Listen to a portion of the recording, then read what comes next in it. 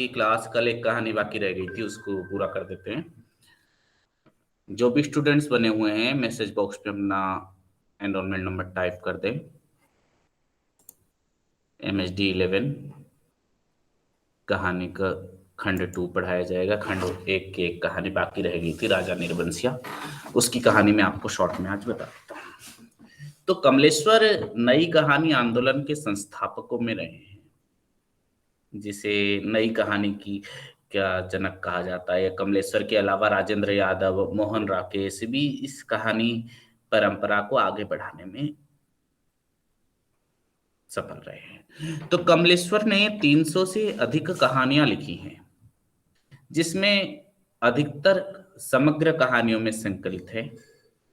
प्रारंभिक दौर के कहानी संग्रह में राजा निर्बंसिया, जो 1957 में प्रकाशित हुई थी, और कस्बे का आदमी भी 1957 में ही आती है, तो जिनमें कस्बाई जीवन के संबंधित कहानियां संग्रहित है। कस्बे के बारे में बताना, किसी जगह के बारे में बताना।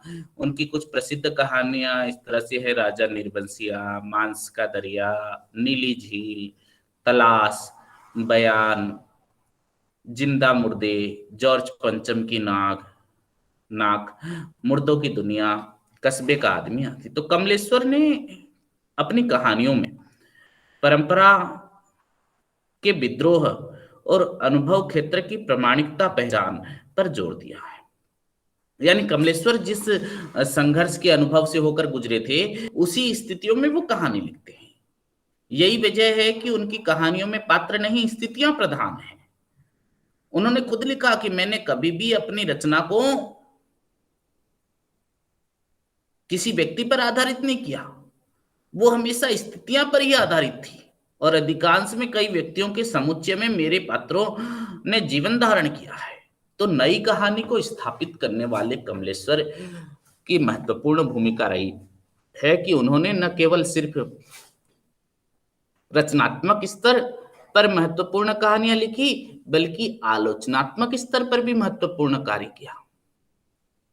नई कहानी की भूमिका उनकी जो है, नई कहानी संबंधित आलोचनात्मक ग्रंथ है, जिसमें नई कहानी संबंधित महत्वपूर्ण बहसें की गई हैं। नई कहानी की अस्मिता को स्थापित करने और बचाने की जो जद्दोजहद में, चाहे वो मोहन राकेश हो, राजेंद्र यादव के साथ जिस व्यक्ति ने लगातार खड़क हस्त लेकर लड़ाई लड़ी, वो थे कमलेश्वर।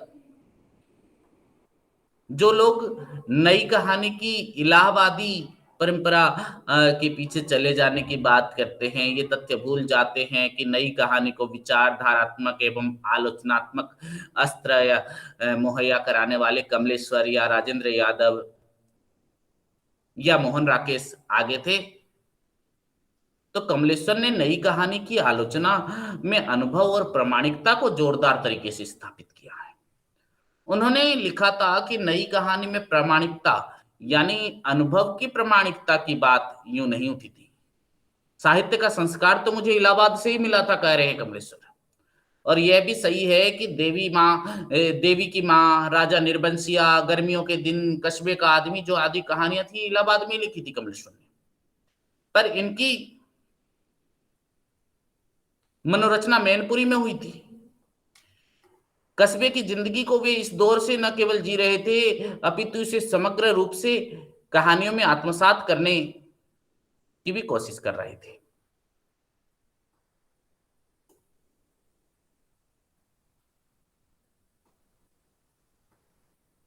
कमलेश्वर ने जहां दाम्पत्य संबंधों के असंतोष और बिखराव का अधिक चित्रण हुआ है, देवी की माँ, राजा निर्बंसिया, बयान, आत्मा की आवाज, 3 दिन पहले की रात, ये कहानी इसके उदाहरण है, जिसमें कस्बे की संस्कृति भी को स्पष्ट किया गया है।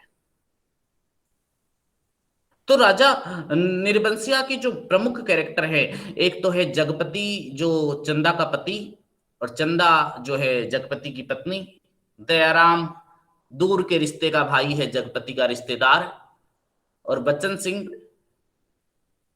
कस्बे के अस्पताल का कंपाउंडर है, राजा निर्बंसिया और रानी। भटियारिन यानी राजा निर्बंसिया की रानी ही भटियारिन बनकर राजा निर्बंसिया से मिलने जाती है।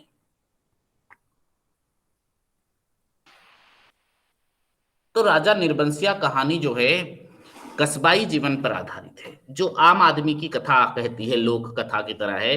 कमलेश्वर दो विभिन्न युगों की कहानियों को निर्बंसिया कहानी यानी आर्थिक व्यवस्थाओं, निरूपताओं आदि द्वारा जो है दाम्पत्य संबंधों की समांतर रूप से इस कहानी में दिखाया गया है। एक ही समय में पुराने तथा आधुनिक युग की दो कहानियां साथ चलती हैं। पहली वाली तो लोक कहानी है, जो आम आदमी की नहीं बल्कि राजा की है, और रानी की कहानी, राजा रानी की कहानी है। लेकिन ये कहानी अभी नहीं, कभी भी नहीं लगता कि दूसरी कहानी के ऊपर बोझिल हो रही है, बल्कि सहायक कहानी के रूप में आती है। संपूर्ण कहानी आधुनिक नायक जगपति और चंदा की व्यथा का ही वर्णन करती है। राजा निर्बंसिया कहानी आर्थिक व्यवस्थाओं, निरूपताओं द्वारा दाम्पत्य संबंधों की मधुरिमा के कड़वाहट में बदलने और उन संबंधों से तिड़कने और टूटने की बेड़ी तथा संतानहीनता, जो संतानहीन दंपति की सामाजिक स्थिति कैसी है, मानसिक पीड़ा उसकी, उस पीड़ा को किस तरह से दूर करेगा, पीड़ा को मिटाने के लिए पुत्र प्राप्ति की जो ललक है, उसका चित्रण हुआ है कहानी में। इसमें जगपति और चंदा संघर्षरत हैं। जहां जगपति का बाह्य तथा आंतरिक जीवन का संघर्ष है, वहीं चंदा का पत्नी और स्त्री होने का संघर्ष है। जगपति मूल्यहीनता से ग्रसित है, आम आदमी है, वो सुख के लिए किसी भी मूल्य को त्यागने के लिए तैयार है। तो इस कहानी में लोक कथा के माध्यम से एक आधुनिक निम्न मध्यम वर्गीय परिवार की कहानी कही गई है। राजा निर्बंसिया कहानी में दाम्पत्य जीवन के बिखराव के अलावा आर्थिक स्तर पर मध्यम वर्गीय परिवार की लाचारगी भी दिखती है, जिससे जगपति आत्महत्या कर लेता है। अर्थ मानव के रिश्ते को जोड़ता भी है तो तोड़ता भी है पैसा। अगर अर्थ होता तो न बच्चन सिंह का अवरोध आता, न समाज चंदा पर उंगली उठाने की हिम्मत करता। तो कमलेश्वर उस पुराण कथा के द्वारा यह बताने की कोशिश करता है, जिसके पास पैसा है, समाज में मान सम्मान, इज्जत, आबरू उसी के पास होती है। राजा निर्बंसिया कहानी जो है दो व्यक्तियों की कहानी सी लगती है। क्या वो दो व्यक्तियों की कहानी है?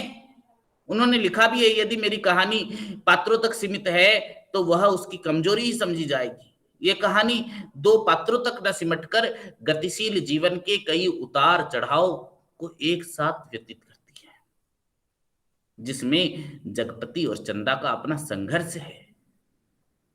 बच्चन सिंह जैसा व्यक्तित्व, साथ में एक लोक कथा भी है, जिसके प्रत्येक प्रस्तुति के बाद चंदा और जगपति की कथा एक भीषण सामाजिक समस्या बनकर सामने आती है। पर उसी दिन जगपति का अपना सारा कारोबार जो है त्याग देना, अफीम और तेल पीकर मर जाना, क्योंकि चंदा के पास कोई देवी शक्ति नहीं थी और जगपति राजा नहीं है। बच्चन सिंह कंपाउंडर का कर्जदार था। वो जीने की भरपूर इच्छा रखते हुए भी आत्महत्या के लिए विवश था। तो कमलेश्वर जीवन की इसी समग्रता को यथासंभव रूपायित करने के प्रयास में संलग्न रहे। पति पत्नी संबंध और कस्बाई संस्कृति के लिहाज से राजा निर्बंसिया बहुत ही महत्वपूर्ण कहानी है। नई कहानी के रूप अनुरूप जो है स्त्री पुरुष संबंध में आए जो बदलाव और समाज शास्त्रीय चिंता इस कहानी में व्यक्त की गई है। जो दो समांतर ध्रुवों की कहानी है, इसमें पारंपरिक लोक शिल्प के समांतर वर्तमान जीवन की विसंगति बोध को कलात्मकता के साथ यहां पर चित्रित किया गया है। तो इस कहानी के बारे में बहुत लोगों ने जो है आलोचना भी की है। तो अब हम देखते हैं हमारे पाठ्यक्रम की ओर। MSD 11 हिंदी कहानी खंड 2 की पहली कहानी जो है बिरादरी कहानी। बिरादरी कहानी का हम विश्लेषण करेंगे। सानी की कहानी है। सानी की कहानियों का पहला संग्रह जो है बबूल की छांव, जो सन 1958 में प्रकाशित हुआ था। तब तक स्वाधीनता के 2 चुनाव हो चुके थे। स्वाधीनता के बाद के 2 आम चुनाव हो चुके थे, क्योंकि आजादी के बाद होने वाला जो संघर्ष वह देखा सानी ने। इसलिए आजाद हिंदुस्तान में उनकी उम्मीदें जनता की उम्मीदों से मिलती जुलती है, लेकिन उम्मीद पूरी नहीं हो पा रही थी, क्योंकि विकास की रफ्तार धीमी थी। शिक्षा के प्रचार प्रसार के बावजूद भी जो रूढ़िवादी सामंती मान्यताएं समाज में बनी हुई थी, आजादी के बाद भी मुस्लिम समाज जो है तमाम परेशानियों से जूझ रहा था। सानी ने इन सारे संदर्भों का ताना बाना देखते हुए जाना समझा और उन्हें केंद्र में रखकर कहानी लिखी। नई कहानी के दौर के लेखक होते हुए भी वे अपनी कहानी में कुछ अलग टॉपिक को लेते हैं, अलग संदर्भ उठाते हैं। आम इंसान को उसकी पहचान के साथ जीने की वकालत करने वाले कहानीकार हैं सानी। धर्म और भाषा के आधार पर होने वाले किसी भी विभेद को नकारते हैं सानी। स्वाभाविक है कि वो मिंटो, यशपाल, भीष्म साहनी और मोहन राकेश की परंपरा के कथाकार माने जाते हैं, तो इनकी प्रमुख कहानियां हैं सानी की प्रकाशित कहानियां हैं सांप और सीढ़ी, फूल तोड़ना मना है, एक लड़की की डायरी, काला जल उपन्यास है, बबूल की छांव, डाली नहीं फूलती, छोटे घेरे का विद्रोह, एक से मकानों का नगर, युद्ध, शर्त का क्या हुआ, बिरादरी, सड़क पार करते हुए इनका कहानी संग्रह है, और सालोवानों का द्वीप जो है इनका संस्मरण है। तो नए कहानीकार, नई कहानी आंदोलन के प्रमुख कहानीकार, एक तरह से एक अन्य कहानीकार के रूप में हम सानी को जानने की कोशिश करते हैं। इनकी जो प्रमुख कहानी है बिरादरी, जिसमें बिरादरी कहानी का आरंभ 10-12 साल की उम्र के लड़के साबिर की पिटाई के साथ होता है। इतना छोटा सा लड़का 10-12 साल का है, लात घूसों थप्पड़ों से उसे मारा जा रहा है, पीटा जा रहा है, और कुछ लोग 7-8 लोग ही तमाशा देख रहे हैं उसका।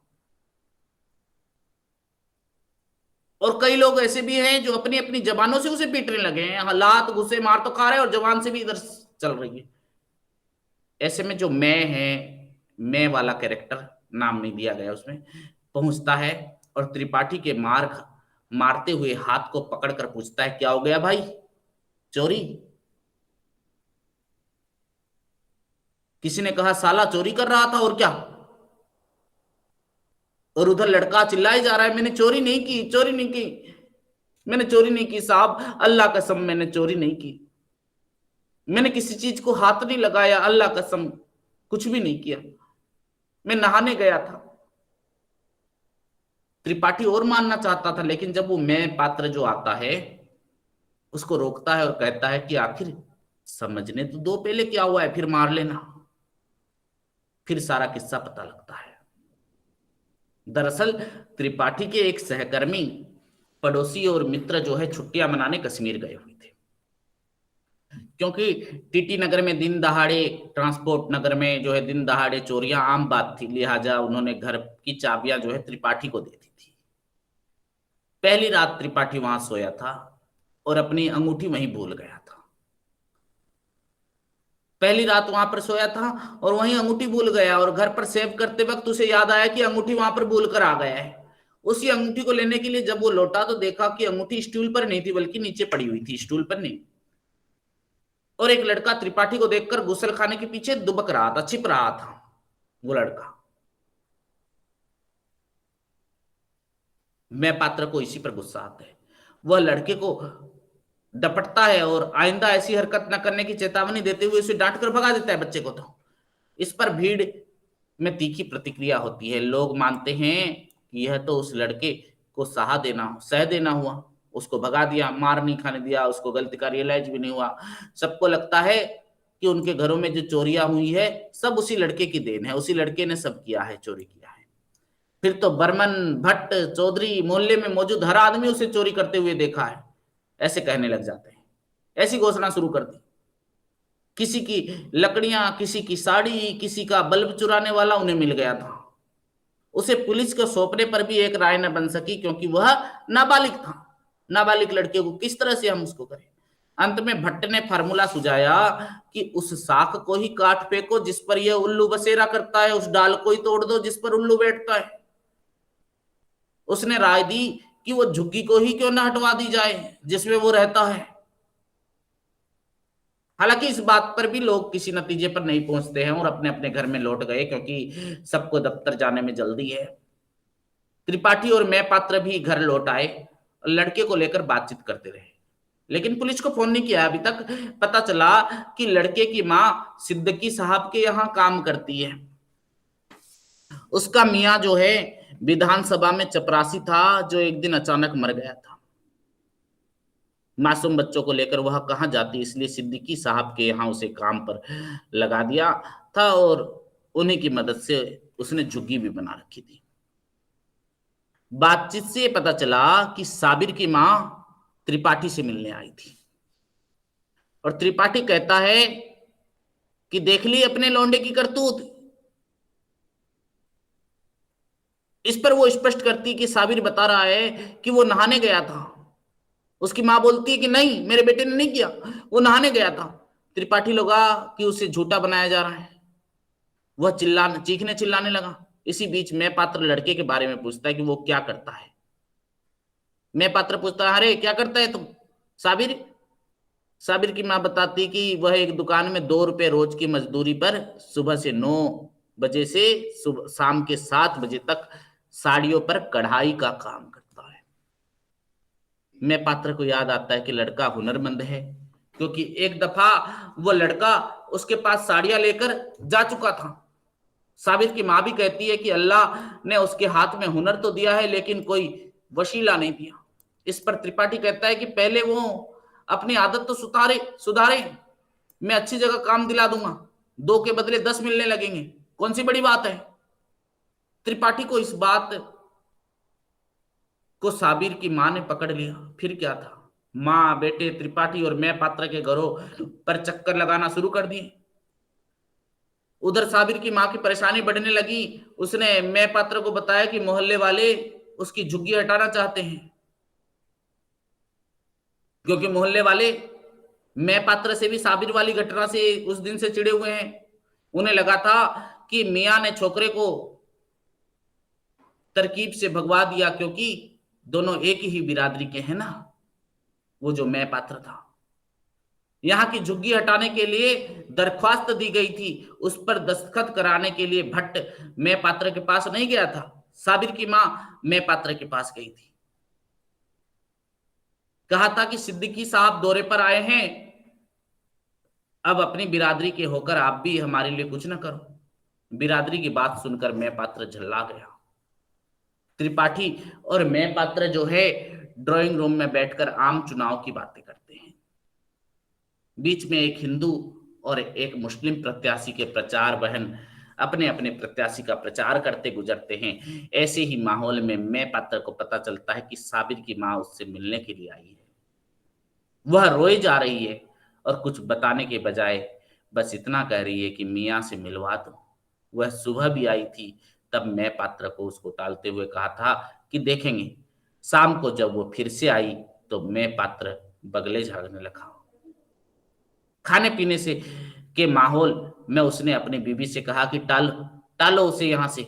गिलास में घूंट लेते हुए भी उसके कान बाहर लगे हुए थे। वहां उसकी बीवी कह रही थी कि साबिर की अम्मा, तुम सुबह मिल लेना, अभी तो वो सो रहे हैं। और कहानी वहीं समाप्त हो जाती है। यानी बिरादरी जो बिके हुए बुद्धिजीवी, उस पर कही गई है सोशलिस्ट कहानी है। मैं पात्र जो है अंतर विरोध है उसके मन में कि मैं उसकी हेल्प करूं कि नहीं करूं। तो सानी जो दिखाना चाहते हैं बिरादरी में, जिसमें एक मुस्लिम बच्चा किस तरह साबिर, उसकी मां और मैं पात्र के सहारे जाति धर्म में जो बटा हुआ समाज है उसका चित्रण किया गया है बिरादरी कहानी में। भट्ट, बर्मन, चौधरी, मैं पात्र की बीवी और त्रिपाठी जैसे चरित्र अपनी अपनी निजी जिंदगियों में झूठ के साथ खड़े हैं, भ्रष्ट व्यवस्था के साथ सबके सब अवसरवादी हैं और चोर हैं, किंतु बिना चोरी किए ही एक बच्चे को चोर घोषित करके पीटते हैं। देखो किस तरह से भ्रष्ट व्यवस्था है। वास्तव में सबके सब चोरों की बिरादरी के हैं, क्योंकि सबके सब भ्रष्ट हैं, आर्थिक और नैतिक दोनों स्तर पर। खास इस बिरादरी की फसल जाति धर्म की बिरादरी के खाद पानी से फूलती है। राजनीति भी इससे अछूती नहीं है, यह साबित करना ही लेखक का उद्देश्य है। इसीलिए बिरादरी शीर्षक जो है गहरे अर्थ संकेत देता है। भाषा के स्तर पर कहानी सहज है, सरल है, और इसका वर्णन भी जो है, चित्रण, दोनों शैलियों का प्रयोग किया गया है। यहाँ पर मैं शैली में लिखी गई कहानी, मुहावरे और प्रतीक बिंब के द्वारा लिखी गई यह कहानी सानी की महत्वपूर्ण कहानी है। इसी प्रकार अगली कहानी है हमारी हंसा जाई अकेला, मार्कंडेय की कहानी। हंसा जाई कहानी में जो चित्रित परिवेश है उसको हम देखेंगे। हंसा जाई अकेला कहानी का प्रमुख चरित्र हंसा और सुशीला, उसके बारे में हम जानेंगे। पहले जानते हैं कहानीकार मार्कंडेय। मार्कंडेय भी नई कहानी आंदोलन की नींव रखने वाले कहानीकारों के बीच आदर्श के साथ उल्लेखनीय है। कहा जाता है कि जब कमलेश्वर की प्रेरणा से दुष्यंत कुमार ने कल्पना का जनवरी वाला अंक से एक कहानी लिखा था, उसमें नई कहानी की चर्चा की थी। तभी मार्कंडेय ने भी कल्पना में छद्म नाम से चक्रधर से एक कहानी पर टिप्पणियां लिखी थी और नई कहानी को एक भटकी हुई विधा कहा था, खुद मार्कंडेय ने। तो नई कहानी आंदोलन को जो गति देने वाले थे कमलेश्वर, वो थे मैनपुरी से, और मार्कंडेय थे जो जौनपुरी से। कमलेश्वर और मार्कंडेय दोनों हम उम्र थे, परंतु 1952 के आसपास ही मार्कंडेय ने कहानी लिखने की शुरुआत की थी। जल्द ही जो है वो ग्रामीण जीवन या संवेदनात्मक ढंग से कहानी लिखने लगे। इनका पहला कहानी संग्रह दान फूल जब 1954 में प्रकाशित हुआ तो बहुत ख्याति मिली। तब ये सबके सामने आए कि जानने लगे कि जो दान फूल इनका कहानी संग्रह, उसके बाद महुए का पेड़, हंसा जाई अकेला, भूदान, अनेक कहानी संग्रह प्रकाशित हुए। तो उसी तरह हम देख सकते हैं कि मार्कंडेय को ग्रामीण जीवन का सच्चा कथाकार के रूप में बहुत प्रतिष्ठा मिली। साथ ही वो एक ऐसा प्रतिबद्ध कहानीकार के रूप में पहचाना गया जो आम आदमी के संघर्ष में पूरी तरह शामिल है। सामान्य जन के दुख दर्द से उनका आत्मीय नाता है, और ये नाता केवल वैचारिक न होकर वास्तविक और गहरा ही है। इसी नाते को केंद्र में रखकर अपनी कहानियों का ताना बाना बुना है मार्कंडेय ने, और पाठकों में दीनहीन, शोषित, उपेक्षितों के प्रति गहरी सहानुभूति और पीड़ा पैदा की है। ये सहानुभूति और पीड़ा यथार्थ को सही समझ और वास्तविकता की नई ग्रहणशीलता से पैदा हुई है। तो हम देख सकते हैं कि जो हंसा जाई अकेला की कथा वस्तु कैसी है, उसमें क्या कहा गया है। यह इनकी एक फेमस कहानी है, चर्चित कहानी रही हुई है। मार्कंडेय सामान्य जनता के दुख दर्द को बहुत ही सहानुभूति ढंग से चित्रित करने वाले कथाकार हैं।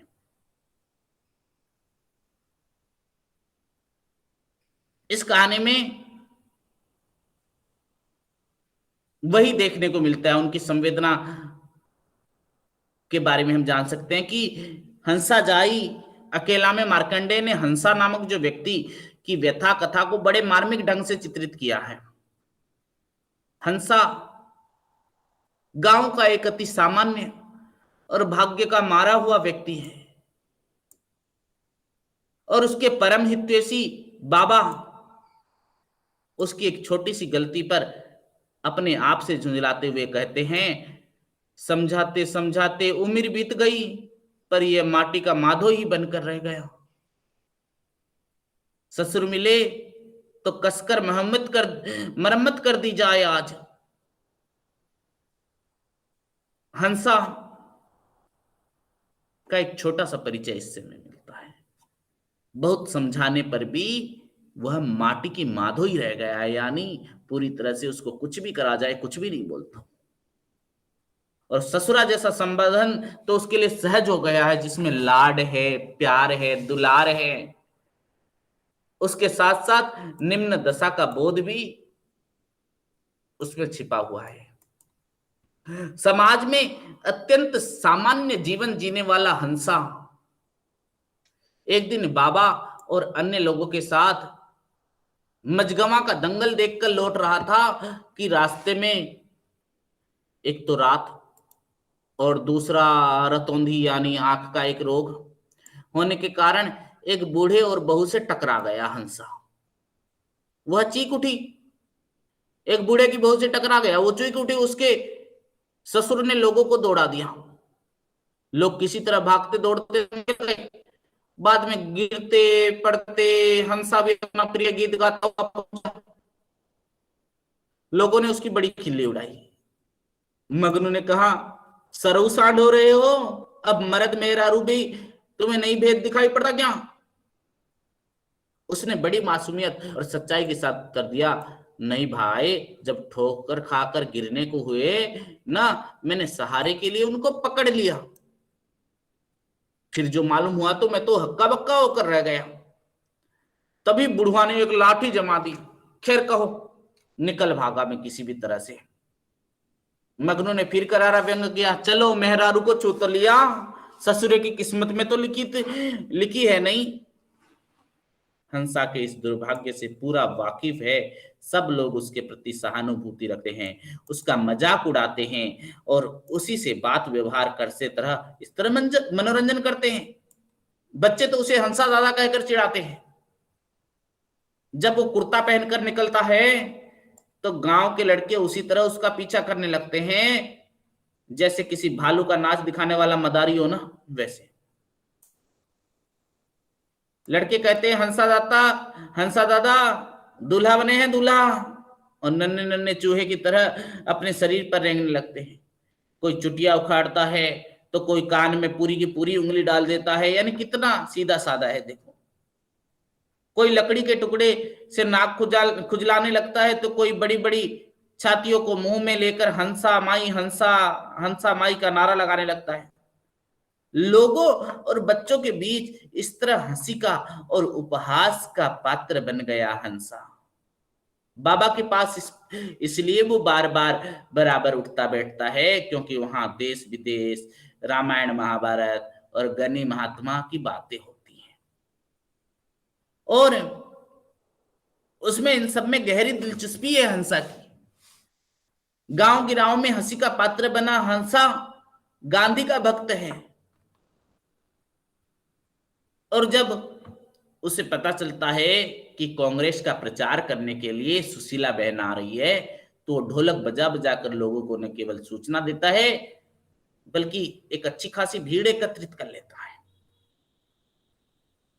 सुशीला जी ने जोशीला भाषण दिया। ग्राम मंडली ने मार्मिक गीत गाया, बिन विद्या के भारत देश, दिन दिन तेरी ख्यारी रे। कीर्तन प्रवचन सुनकर हंसा देर तक खोया बैठा रहा। रात में हंसा के घर पर भोज हुआ, पूरी तरकारी बनी। जब पूरी बनाने के लिए घी की तलाश शुरू हुई तो हंसा ने सुशीला की मदद की, और फिर वही बीमारी आंख न दिखने की रात की में न दिखने के कारण, रतौंधी के कारण हंसा सुशीला से टकरा गया, और फिर दोनों अंधेरे में ऐसे परस्पर ऐसे लुढ़के कि कभी वह लुढ़कता है तो कभी वो लुढ़कती है। वही हालात हो गई और सवेरे अंगनों ने हल्ला मचा दिया। उलट दिया हंसवा ने कल रात। इस घटना से हंसा और सुशीला के अंतरंगता कायम हो गई। और क्यों न कायम होती। एक दिन बिना मेहरारू का था, एक तो बिना मेहरारू का था और दूसरी विधवा थी। सुशीला से अंतरंगता हो जाने के कारण चुनाव में हंसा की गहरी रुचि हो गई। उसने जनता के जनता में कांग्रेस का इस तरह प्रचार किया कि कांग्रेस जीत गई और राजा साहब हार गए। यह सुशीला के साथ साथ हंसा की भी एक बहुत बड़ी उपलब्धि थी, किंतु इसके बाद भी हंसा की जिंदगी में कोई खुशहाली ना आ सकी। चुनाव के दौरान ही सुशीला को निमोनिया हो गया। हंसा ने बड़ी दौड़ भाग की, खूब सेवा की, किंतु सुशीला को नहीं बचा सका। हंसा के लिए बहुत बड़ा हादसा था। उसका दिल टूट गया। वो पागलों की तरह हंसने लगा। उसका मकान ढह गया। खेत में घास उगाई और वह इधर उधर घूमते फिरते पागल गाने लगा, हंसा अकेला, हंसा अकेला पैदा हुआ है। जीवन भर अकेला रहा और दो के साथ जीने की उम्मीद बंधी ही थी कि फिर अकेला हो गया। इस संसार में संसार से अकेला जाने वाला ही है हंसा। तो कहानी में जो शीर्षक दिया कहानीकार ने, मार्कंडेय ने, कहानी का शीर्षक निर्गुण पद की एक पंक्ति से ही निकला है, कबीर के पद से ही। निर्वेद भाव को उद्दीप्त करता है, किंतु हंसा जिस तरह से गाते रहता है उसे जिंदगी को सार्थक करने का स्वर गूंजता है। भौजी जब उसे समझाती है अब हंसी टिटोले छोड़कर क्या करो, तब वो देह कड़ी है, दुनिया जहान है, नहीं तो रोटी के भी लाले पड़ जाएंगे आपको। कहते क्यों नहीं अपने भैया से? गूंगे बहरे कुत्ते बिल्ली सबका तो प्यार चाहते हैं, पर तुम्हारा ब्याह नहीं करते।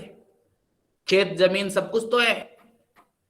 तब रात के सन्नाटे में हंसा के कानों में भौजी की बातें गूंजती है। वो करवटें बदलता है और अपने जीने का अर्थ भी तलाशने लगता है। यही तलाश उसे जिंदा दिल और कर्मठ बनाती है। किंतु कहानी के अंत तक आते आते हंसा जाई अकेला जो शीर्षक है, निर्वेद की घनीभूत अभिव्यक्ति बन जाता है। जीवन राग से जीवन विराग के बीच के तनाव को रेखांकित करता है ये शीर्षक, और उसे सार्थक करती है हंसा जाई अकेला कहानी। तो हंसा का व्यक्तित्व और एक साधारण और अनूठा चित्रण किया मार्कंडेय जी ने। इसके साथ साथ हंसा जाई अकेला कहानी में ग्रामीण जीवन का बहुत ही महत्वपूर्ण चित्रण लेखक ने किया। उसके साथ साथ इसमें जो उसी क्षेत्र की भाषा बोली के साथ साथ कहानी में जीवंतता, हमें ऐसा लगता है कि कहानी हमारे पास ही घट रही है। जैसे मगनू ने कहा, लोक रंग या लोक रस में डूबी हुई भाषा को जीवंत बनाने का कुछ उदाहरण दिया। लेकिन मगनू ने क्या कहा, सरव सांड हो रहे हो, मर्द मेहरारू के भी तुम्हें भेद नहीं दिखाई पड़ता क्या? कुछ न कहो जी भौजी, हंसा कह ही रहा था कि बाबा बोल उठे, फंसी गया था हंसवा आज, वह तो खैर नाम बच गया, नहीं तो वो पढ़ती की याद करता।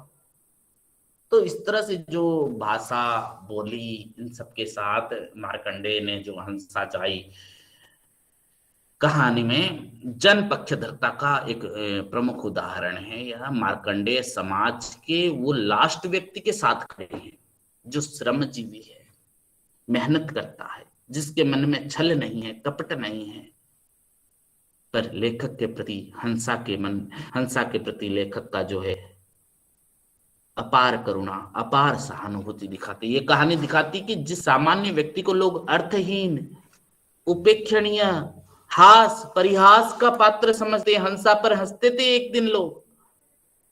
वह भले ही भाग्य का मारा हो, लेकिन अपनी मेहनत और जज्बात का वो सच्चा है। वह राजनीति के दंगल में भी निर्णायक भूमिका निभाता है। तो ये कहानी लघु मानव को प्रतिष्ठा तद बनाती है और उसी के साथ आजाद भारत के राजनीतिक चरित्र को भी उद्घाटित करती है।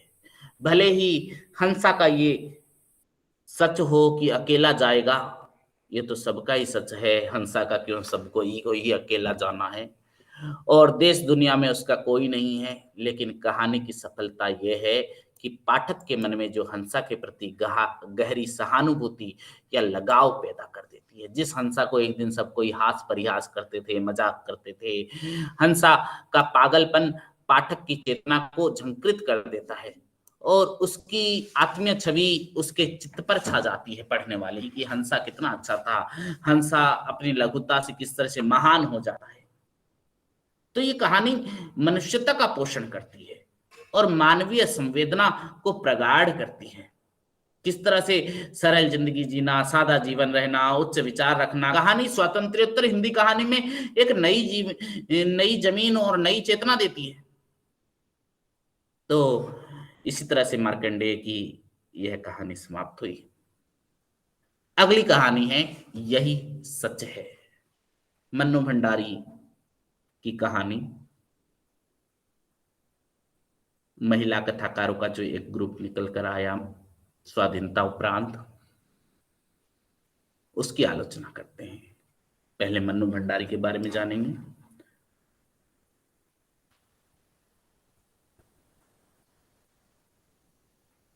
मन्नू भंडारी नई कहानी आंदोलन की एक महत्वपूर्ण हस्ताक्षर है। इनकी कहानियों ने इस आंदोलन को ही गति दी और एवं शक्ति दी।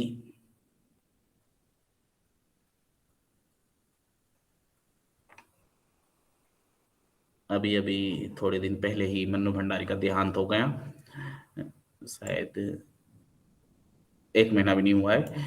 तो उनकी कहानियों में उन्होंने जब लिखना शुरू किया था सबसे पहले 1955 से 1956 के समय, इस समय तो नई कहानी पूरी तरह से प्रतिष्ठित हो चुकी थी और कहानी के शिल्प भी एक तरह से आवश्यक बल दिया जा रहा था। कहानी का शिल्प ढंग मन्नू भंडारी की कहानियों में अगर हम कहें तो स्वाभाविक ढंग से नई कहानी की तरह ही चल रही थी मन्नू भंडारी की कहानी।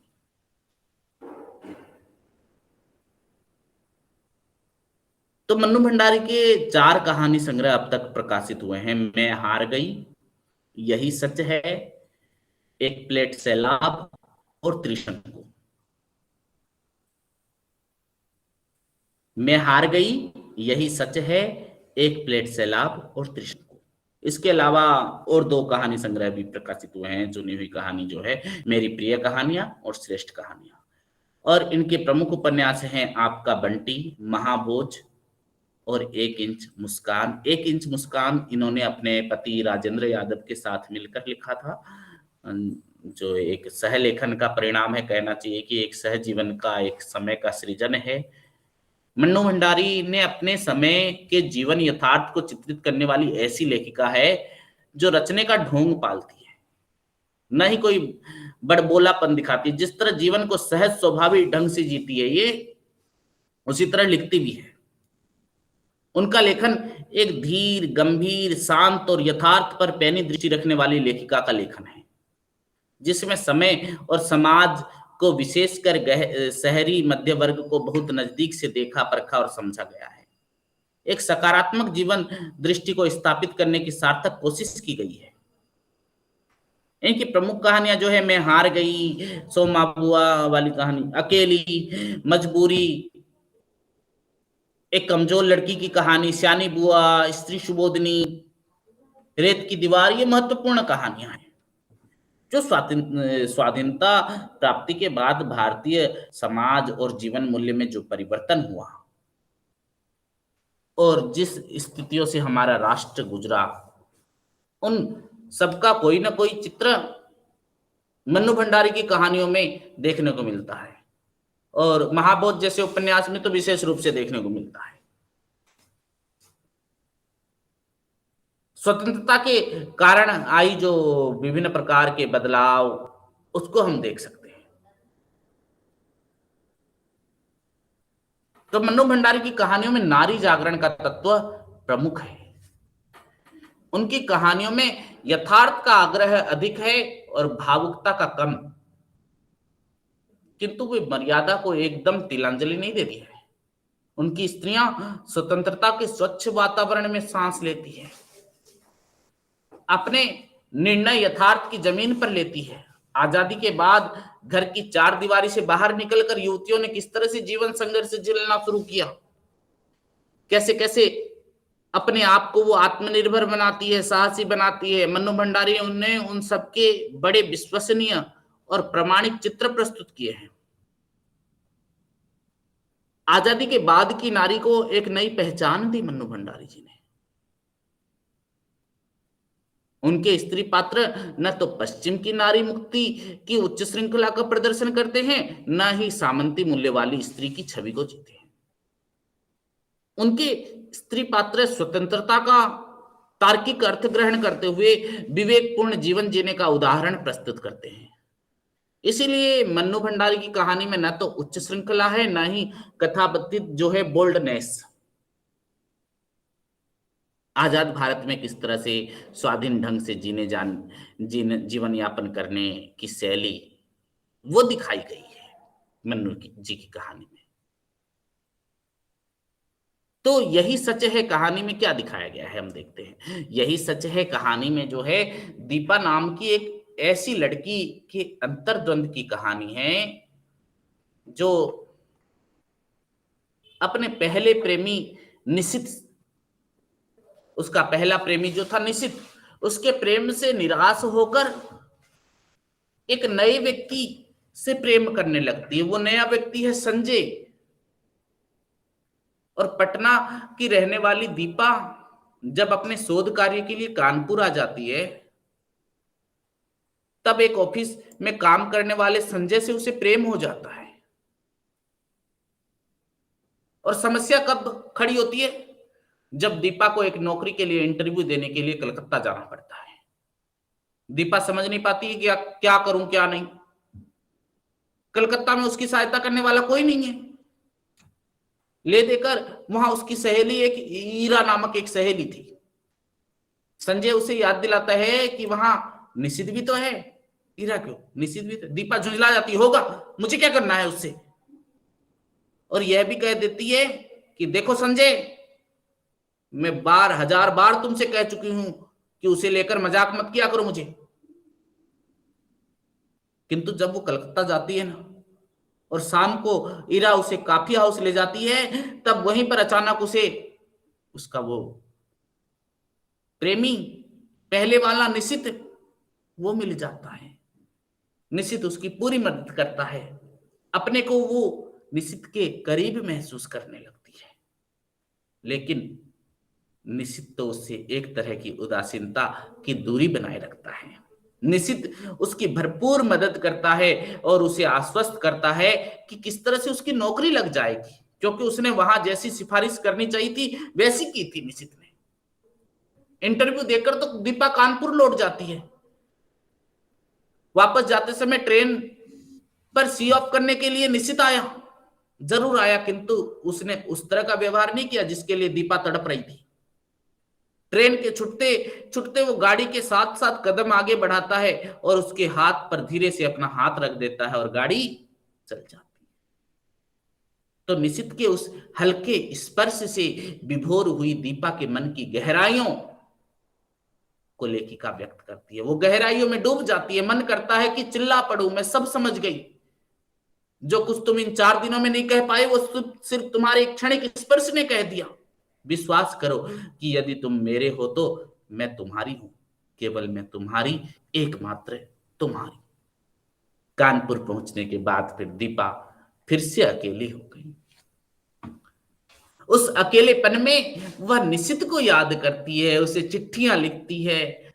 उस बड़े ऊहापोह में रहती, लगता है कि जैसे मेरी राहें भटक गई थी, अब मुझे मंजिल भी खो गई है। मैं स्वयं नहीं जानती कि मुझे कहां जाना है, किधर जाना है। निशित की तरफ जाऊं कि संजय की तरफ। इसी उधेड़बुन के बीच उसे ईरा से तार से यह सूचना मिलती है कि उसकी नियुक्ति हो गई। बाद में निशित का भी ठंडेपन से लिखा गया पत्र मिलता है कि इस सफलता के लिए मेरी ओर से हार्दिक बधाई स्वीकार करना दीपा। सच में बहुत खुश हूं कि तुम्हें ये काम मिल गया, मेहनत सफल हो गई। शेक्सपियर। दीपा को इतने ठंडे पत्र की उम्मीद भी नहीं थी। उसे फिर एक झटका सा लगता है। इस बीच संजय आ जाता है और दोनों एक दूसरे के आलिंगन में बन जाते हैं, चुंबित प्रतिचुंबित। इस तरह से जो है कहानी प्रेम का एक त्रिकोण रचती है। एक स्त्री और दो पुरुष, दोनों पुरुषों के बीच अलग अलग ढंग से, अलग अलग स्थानों पर पेंडुलम की तरह एक घड़ी से लटकी हुई वह नारी झूल रही है। जब जहां जिसके साथ होती है उसी को अपना मानती है और उस क्षण के जीवन को ही समझती है, और यही सच है। इसीलिए कहानी का शीर्षक क्या है? यही सच है। जिसके साथ रहती है, जब जहां होती है उसे अपना मान लेती है, उस क्षण के जीवन को ही समझती है कि यही सच है। सच के स्वीकार के बावजूद वह गहन अंतर्द्वंदों से गुजरती है। वही अंतर्द्वंद इस कहानी का प्राण तत्व है, जो उसे बराबर सजीव और रोचक बनाए रखता है। तो इस कहानी में अगर हम कहें तो निष्कर्ष रूप से एक स्त्री और दो पुरुषों से जो प्रेम करती है, एक से कानपुर में, दूसरे से कलकत्ता में। ये प्रेम निर्वाह तो बहुत आसान सा है, किंतु मन्नू भंडारी ने इस आसान से दिखने वाले कथानक को अंतर्द्वंद के साथ जो बताया, उसमें न केवल कहानी मार्मिक और संश्लिष्ट दिखाई देती है, बल्कि प्रेम त्रिकोणीय हो गया है। यहाँ पर प्रेम त्रिकोणीय, एक स्त्री दो पुरुष, दो स्त्रियां एक पुरुष, एक स्त्री एक पुरुष, एक अदृश्य कुछ खलनायक भी भूमिका में इस तरह से भी हो सकता है।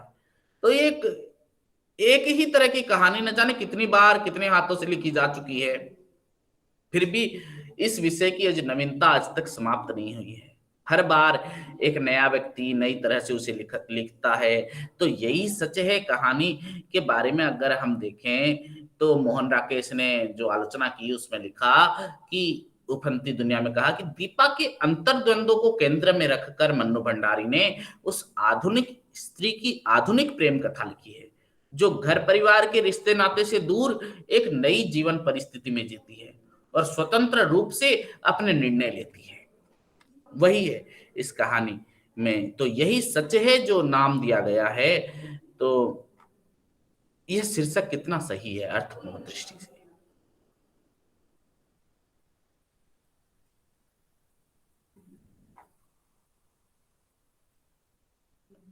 क्योंकि दीपा, निशित और संजय, ये कहानी में ये तीन पात्र हैं और तीनों का प्रेम वह त्रिकोण बना हुआ है।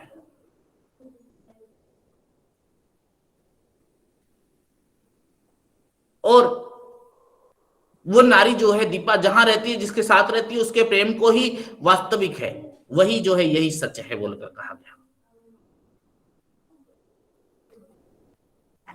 इस तरह से कैरेक्टर भी है दीपा का, संजय का, निशित का, आप लोग देख लीजिएगा। नारी के प्रेम की यथार्थ संवेदना, वैसा परिवेश मन्नू भंडारी ने जो है बहुत ही सुंदर ढंग से लिखा कि जो आजादी के बाद लिखी गई है ऐसी प्रेम कहानी है जो कथ्य और शिल्प में सर्वथा नई और अनूठी है। स्वतंत्र भारत में स्वतंत्रता के एहसास से भरी दीपा नाम की जो युवती है, उसके अंतर्द्वंद की कथा जो है अलग अलग शहर में रहने वाले संजय और निशित से प्रेम करती है। निशित उसका अतीत है और संजय उसका वर्तमान है। किंतु नौकरी के इंटरव्यू देने के लिए जब वो कानपुर से कलकत्ता जाती रही तो निशित से भेंट होती है, पर उसका अतीत जाग उठता है और वो अनुभव करने लगती है कि निशित के मन में भी अभी कुछ प्रेम है, ऐसा सोचती है। किंतु दीपा पुनः निशित का प्रेम की दृष्टि से देखने लगती है। उसे लगता है कि निशित का प्रेम सच है, कानपुर में संजय का प्रेम सच है। इस तरह उसे सच नहीं लगता है जहां जाती वहीं, और वो समझ नहीं पाती कि वास्तविक सच क्या है। इसलिए वो एक आसान तर्क का शिकार हो जाती है। जब जहां जाऊंगी, जिसके साथ रहूंगी, जिसके पास रहूंगी, वही सच है, उसका प्रेम ही सच है। सच की यह व्याख्या आधुनिक दृष्टि की देन है, यानी जहां जाओगी वहीं पर सच लगेगा। तो दीपा एक अकेली युवती है, अकेली रहती है, घर परिवार में स्वतंत्र है, इसलिए उसे प्रेम में पूरी तरह से स्वतंत्रता प्राप्त है, जब चाहे जैसा चाहे वैसा निर्णय लेती है। तो ये आजाद स्त्री की आजाद मनोदशा का प्रतिबिंब है। सदियों से पुरुषों के स्वामित्व में रहने वाली स्त्री दीपा एक तरह से नया रूप है। उसकी स्वाधीनता की चेतना है और उसी से अद्भुत होकर उसकी आत्म पहचान है। मन्नू भंडारी ने उसे किसी तरह से क्रांतिकारिणी या विद्रोहिणी स्त्री के रूप में चित्रित किया है।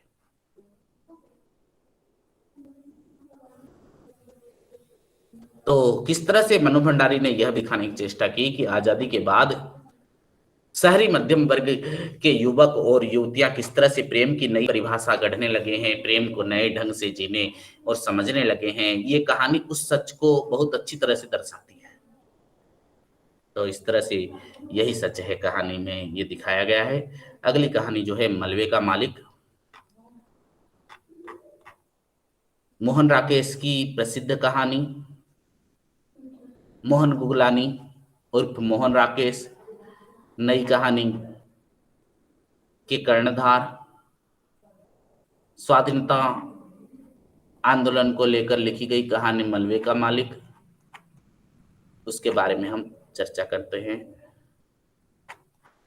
समय तो बहुत कम है, हालांकि कम होगी। जो भी स्टूडेंट्स ऑनलाइन बने हुए हैं, अपना एनरोलमेंट नंबर मैसेज बॉक्स में टाइप कर दें ताकि हमें पता चले कि कौन कौन क्लास कर रहे हो।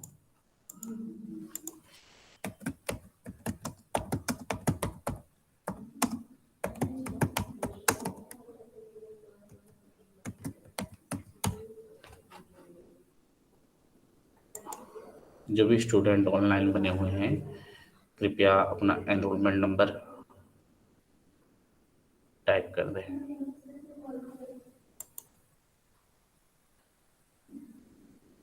मलबे का मालिक जो है मोहन राकेश की एक अति चर्चित कहानी है। ये कहानी जो है भारत पाकिस्तान विभाजन के परिणाम स्वरूप उत्पन्न हुआ वैमनस्य का चित्रण करती है। इसका कथानक इस प्रकार से है, छोटे रूप में आपको कह देता हूं कि भारत विभाजन और सांप्रदायिकता के कारण हुई विनाश लीला पर आधारित ये कहानी में वृद्ध मुसलमान जो है गनी मियां की आत्म पीड़ा को अभिव्यक्त किया है लेखक ने। गनी मियां की आत्म पीड़ा की अभिव्यक्ति हुई है। जब भारत स्वतंत्र हुआ था, तब अब्दुल गनी का परिवार अमृतसर के बांसा बाजार में रहता था और वह देश के विभाजन से कुछ माह पहले ही लाहौर चला गया था।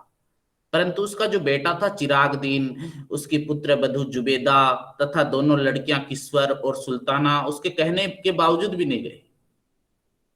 उन्होंने अपने नए मकान का मोह था, इसलिए वो लोग नहीं गए क्योंकि उन्होंने बड़े चाव से बनाया था। और दूसरा, उन्हें रखा पहलवान का भरोसा था जिसके उनके परिवार के साथ बड़े मधुर संबंध थे। किंतु विभाजन के साथ ही एक ऐसी विषैली हवा चली कि मानव मानव का दुश्मन बन गया। रखा पहलवान ने मकान के लालच में चिराग, उसकी पत्नी, बेटियों सबकी हत्या कर दी। लोगों ने घर के सामान लूट लिए, किसी ने उसमें आग लगा दी। अब केवल वहां पर मकान का मलबा ही शेष रह गया था। रखा पहलवान उस मलबे का मालिक बन बैठा। 7.5 वर्ष बाद जो हॉकी मैच भारत पाकिस्तान का देखने आया, लाहौर से अनेक मुसलमान अमृतसर आए, उसमें चिराग दीन का पिता अब्दुल गनी भी आया था। हॉकी मैच के बहाने वो अपने घर को देखने आया था। तो मनोरी नामक एक युवक गनी मियां को पहचान लेता है और उसे मलबे में बदल चुके उसके मकान को दिखाता है। मोहल्ले का कोई आदमी उसे नहीं बताता कि उसके बेटे और परिवार को मकान हड़पने के चक्कर में रखा पहलवान ने मार दिया है। वह अपने पुत्र और परिवार के कातिल को अपना मित्र समझकर दुआएं देकर वापस चला जाता है। कथा बहुत छोटी है, स्टोरी बहुत छोटी है, जिसे क्रमबद्ध घटनाक्रम से उचित विस्तार प्रदान किया गया है। कथानक में मौलिकता, रोचकता, विश्वसनीयता, प्रवाहमयता, उत्सुकता आदि गुण मिलते हैं। कहानी का आरंभ जो है या फिर मध्य या अंत जो है वो बहुत प्रभावशाली है। कहानी का अंत जो है कई कहानी के अनुरूप है, जो पाठक के समक्ष अनेक प्रश्न छोड़ देता है। तो मलबे का कहानी एक सफल कहानी है, जिसमें हम देख सकते हैं कहानीकार का उद्देश्य यही रहा होगा कि भारत पाकिस्तान विभाजन के समय सांप्रदायिक हिंसा का मार्मिक चित्रण करना। किस प्रकार 1947 में भारत पाक विभाजन के समय घृणा और हिंसा की ऐसी आग भड़की कि जिसने मानव के संबंधों को जलाकर राख कर दिया। भारत पाकिस्तान विभाजन के समय मानवीय संबंधों में जो दरार आई, उसकी भरपाई सदियों तक नहीं हो पाएगी। इस तरह से कहानीकार का उद्देश्य यही रहा होगा कि इस कहानी में दिखाना, क्योंकि मोहन राकेश नई कहानी के एक महत्वपूर्ण कथाकार होने के अलावा एक सिद्धांतकार तथा उसे आंदोलन में बदलने वाली एक सदस्य भी थे। उनकी कहानियों में सम्मिलित आकलन से नई कहानी आंदोलन में अगर हम देख सकते हैं, तो एक रचनात्मक तरीके से जो उन्होंने कहानी लिखी, मलबे का मालिक कहानी उनकी एक विशिष्ट कहानी है, जिसमें विभाजन की त्रासदी के मानवीय आयामों को उकेरती हुई वह एक राजनीतिक विषय वस्तु के सामाजिक पक्ष को व्यक्तिपरक अभिव्यक्ति में पकड़ती है। तो मलबे का मालिक जो है मोहन राकेश की रचना कौशल का एक प्रतिनिधि उदाहरण है, जिसके सहारे भावुकता और संवेदनशीलता का अंतर अनुभव की प्रामाणिकता का अर्थ उसे अर्जित करने में भाषा की भूमिका को समझा जा सकता है। तो इस तरह से आज की जो प्रमुख 4 कहानियां थी वह समाप्त हुई। बिरादरी, हंसा जाई अकेला और यही सच है और मलबे का मालिक का हमने विश्लेषण किया, उसके बारे में जानकारी प्राप्त की। MSD 11 का खंड 2 समाप्त हुआ। कल की जो क्लास हम करेंगे वो MSD 11 का खंड 3 पढ़ाया जाएगा। कल 2:30 पर क्लास शुरू होगी इसी समय पर, MSD 11 का खंड 3, जिसमें फिर से 4 कहानियों के बारे में हम विवेचन करेंगे। बहिर्गमन, गौरैया, ड्राइंग रूम और क्लॉड इथरली। तो इस कहानियों के बारे में हम कल चर्चा करेंगे। तो आज के लिए इतना ही, फिर नेक्स्ट क्लास में हम फिर क्लास शुरू करेंगे। थैंक यू जो सर। भी स्टूडेंट, हाँ ज्योतिराज जी कुछ बोलना चाह रही हैं? नो सर, बस थैंक यू। Okay, welcome. ठीक है, फिर कल क्लास करेंगे। आज के लिए इतना ही। जो भी स्टूडेंट ऑनलाइन थे अपना एनरोलमेंट नंबर दे दीजिए। धन्यवाद sir. Thank you Namrata ji.